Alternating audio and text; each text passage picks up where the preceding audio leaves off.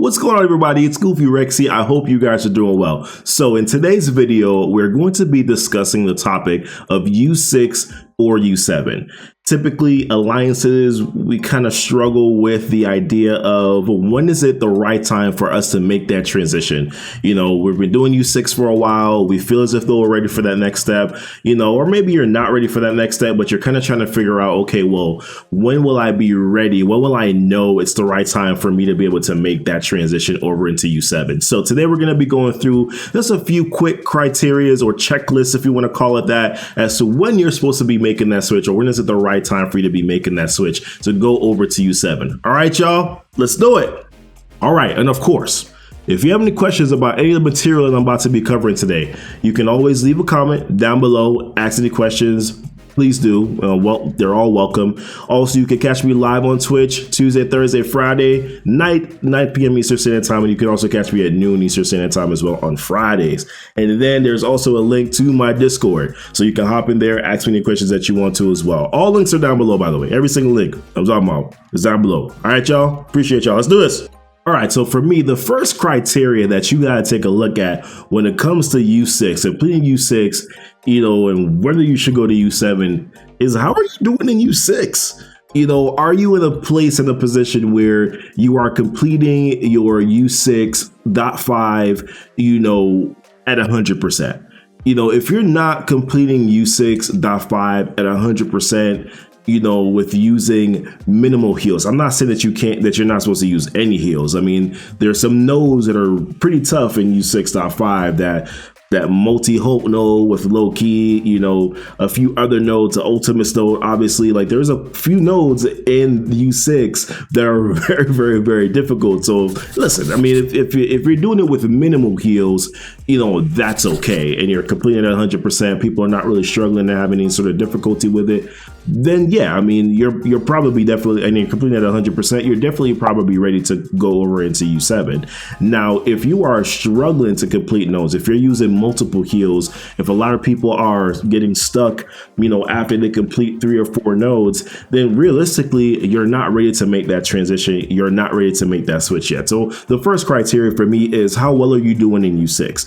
Are you completing at 100%? Are you using minimal heals? You know, now there might be a situation where only a few are struggling in U7, then you probably need to make a lane adjustment assignment. You know, if you're not following lanes, by the way, you definitely should be following lanes to make sure that people are, you know, that you're making sure that you're covering all nodes and that you're hitting 100%. And it's also a pretty good way too, as well, for you to kind of assess for your alliances by using lanes to see how people are progressing, to see where some people might need some help, you know, when it comes to your alliance. But like I said, if you are not completing U6.5 at 100% with minimal heals, then I personally would say that you're probably not ready yet. Your alliance is not ready yet to advance to that next level into going into U7, because U7 is going to be, you know, pretty significantly harder, you know, maybe not in the earlier nodes, maybe not as difficult, but once you start to get to nodes 2, 3, 4, 5, like those nodes are going to become significantly harder. So if you're using a lot of heals now in U6, just to be able to complete it at 100%, but it's going to be very difficult for you to even complete 30% in U7. So my personal opinion, check and assess where you are in U6 first. How well are you doing there before you decide to transition and to make that change over into U7? All right. All right, so the next thing that you got to take a look at, I believe, in terms of criteria is you got to look at the numbers. What are you going to be losing and what are you going to be gaining from making the switch from U6 over into U7? So I did some quick calculations here in regards to kind of like numbers, right? So you got to factor in raid credits, factor in T2s, factor in T3s. Yes, T2s, because there might be some members in your alliance that still need T2s. Like for instance, a few months ago, before we made the switch over to U7, there were still a couple members in our alliance that still needed T2s because they were earlier on in the game or they were early mid-game point. So they still needed T2s in order to be able to level up their characters. They weren't like where we were, where we have 17, 18, 20 plus thousands, you know, of T2s. So there were still members in our alliance that needed T2. So yes, you got to calculate those numbers too. You want to make sure that this transition that you're making is going to benefit everyone. It has to benefit everyone, because if you don't, you're not going to get full on participation. You're going to get people who are upset. You're not going to be able to complete it at the percentage that you would like to. You want to make sure that you're having a full on buy-in from the alliance. So you want to make sure first and foremost that you, like I said, are you completing at 100%? But then secondly, you got to calculate the numbers. You're going to be using some things here. So in raid credits, I did the calculations, did the math. You're on a weekly basis for raid credits, and this is just by completion of a raid. So I'm not calculating the amount that you're getting, the materials that you're getting from actually completing the raid nodes individually. I am just calculating the numbers that you get the rewards that you get once you complete the entire raid, right? So depending on your ranking. So I went with the lowest ranking on both. 30% for U7 and then 100% for U6. So I want to preface it by saying that on a weekly basis, you're getting 13,548 raid credits. You're getting 576 T2s and you're getting 900 T3s. And of course, you're getting your extra your raid orbs, too as well. And that's at 100% for U6 at the lowest tier. But at the lowest tier in terms of 13 to 24 ranking. At U7, at 30%, you're getting 10,830 raid credits, which is obviously 3,000 or close to 3,000 less than what you were getting before. That might be a factor if you're farming a lot of characters in the raid store and you need a little bit more raid credits. Whatever, it's not really that big of a deal, but that might be a factor for maybe some of the people in your alliance. You're going to be getting some additional T4s, because previously before in U6 you weren't getting T4. So now in U7 you're going to be getting T4s. At 13 to 24 ranking, you're going to be getting 12 T4s a week just for completing it. Not talking about the specific nodes.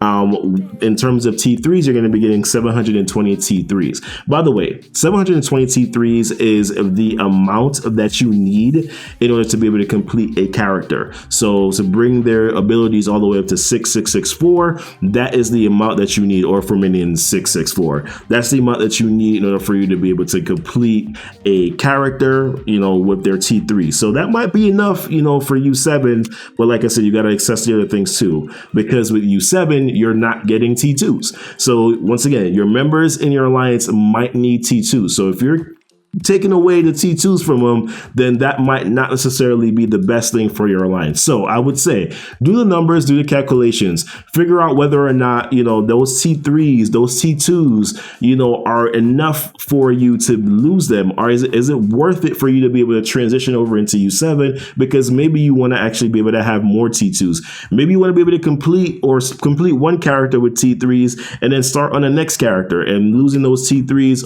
is not going to be as beneficial for you. So you want to calculate that, figure that out, make a decision, make sure that it works for everyone that's within your alliance, so that you're not missing out and not creating sort of a mess that you don't necessarily need to create. So communication is key, calculating these numbers is key, presenting this to the alliance is key, to make sure that you're making the right decision. All right. So my last point here is this: you don't have to be all or nothing. Right, that's just what it comes down to. You don't have to be all or nothing. Maybe you're in an alliance that is more casual, right? And you have the firepower to complete U6. Like, that you can complete U6 at 100%, but maybe you lack, or there's organization lacking, or maybe you just don't take it as seriously, but you know that you can complete things.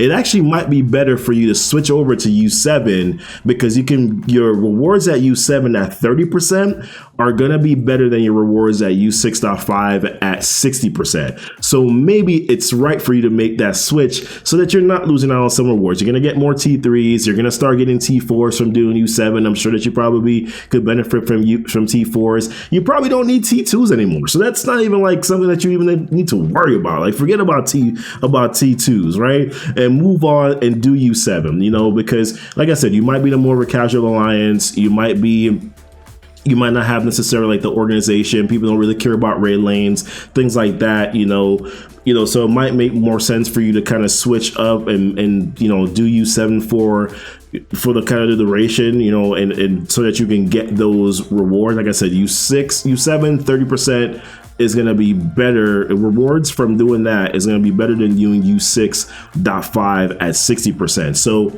maybe it's the right time for you to make that transition and switch, because you actually realize that you would actually be getting, you know, some better rewards there. The second portion of this that I want to mention, like I said, you don't have to be all or nothing, is maybe you're in an alliance where you have members like I said, high TCPs, then you have some low TCPs, right? The low TCPs are not necessarily ready to make that U7 transition. The high TCPs are saying, listen, we need to do U7. I'm tired of doing U6. I'm bored. I don't need these things anymore. You know, so split it. You know, I would say do U7 on your medic supply days, you know, the days where you're getting those extra heals, so that could benefit those who are in the lower TCP range, so that they could use some heals to complete some things. And then of course you would then satisfy and benefit those who are in the higher TCPs who do want to do U7, right? And can do U7, you know, with decent ease, you know, to be able to get through it. Like I said, I mean, you can kind of switch it up. You know, maybe the goal is, you know, you're completing 100% U6. They're using, the lower ones are using maybe minimal heals, or maybe switch it up, do 60% U6, and then you're doing 60% U7 or 30% U7, whatever. Like, you make the decision. You know, you can still 100% U6, but then shoot for 30% U7 on those 3 days, whatever it is. But I'm just saying that you don't have to be all or nothing. Switch it up. You know, I think the benefit of that, in my personal opinion, is that you're going to get those lower TCPs to get familiar with U7 and see what's required and see where they need to invest. Maybe they need to invest into some better teams. You know, maybe the teams that they're working on just need a little bit more oomph, you know, so they'll kind of have an idea and get the understanding of what is required for U7, and they'll start to invest into those right areas. And of course, then you keep kind of keeping your higher TCP guys happier, you know, kind of moving along in the process. But listen, these are just kind of like my 3 things that I would say to pay attention to here when it comes to U6, making that transition and when you should make the switch. You know, they're really simple. Obviously, I can go into some more complex things, you know, but I'm keeping this very surface level, very general, you know, kind of giving you an idea of how to go about making that decision. All right, but I hope that this was helpful for you guys. Thank you guys so much for watching the video. If you have any questions, leave them in the comments, hop in my Discord, or catch me live on Twitch. All my links are down below. Appreciate you guys so much. Have a good one. Be blessed and be safe.